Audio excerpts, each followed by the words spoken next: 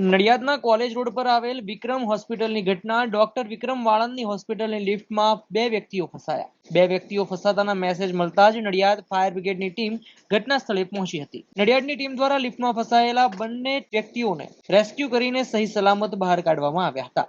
લિફ્ટમાં ખામી સર્જાતા લિફ્ટ બંધ થઈ ગઈ હતી. નડિયાદ ફાયર બ્રિગેડની ટીમ તાત્કાલિક ઘટના સ્થળે પહોંચી અને લિફ્ટમાં ફસાયેલ બંને વ્યક્તિઓને બહાર કાઢવામાં આવ્યા હતા.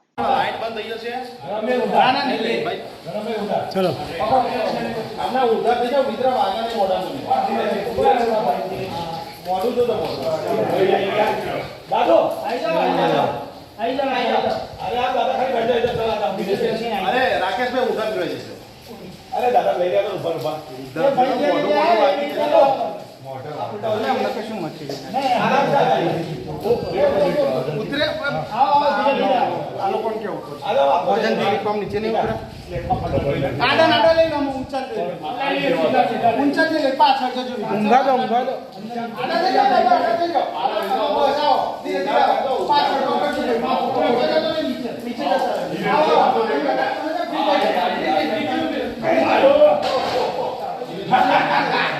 રિલેક્સ કરો જરા કુલામ ચલો ઓકે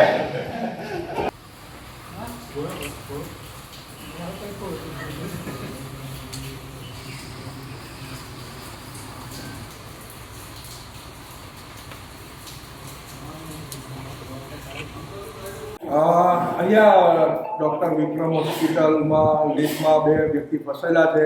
એવી નડિયાદ ફાયર બ્રિગેડ કંટ્રોલ રૂમને જાણકારી મળતા તુરંત ફાયર બ્રિગેડની ટીમ લઈને સ્થળ પર આવી ગયેલ અને લિફ્ટમાં ફસાઈને અડધો કલાકની જહેમતના અંતે બે વ્યક્તિને બહાર કાઢેલ, જે નડિયાદ શહેરના ખૂબ જ નામાંકિત કર્મવીર કન્સ્ટ્રક્શનના માલિક ધરમવીરભાઈ હતા.